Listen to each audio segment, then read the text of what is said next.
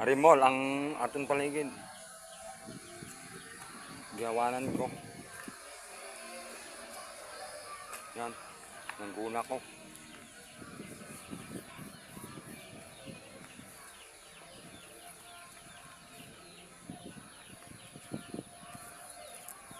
Ito yung tanglad mo oh, na iniwan mo dito. Tinanim, gigabot ko tapos tinanim ko ulit.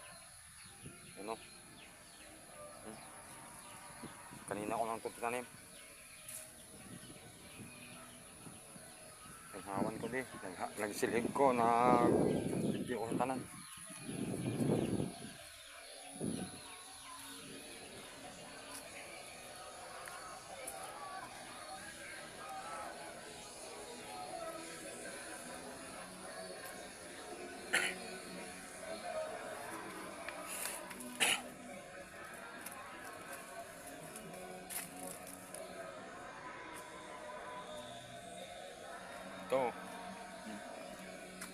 Ito yung ginaobra ko di.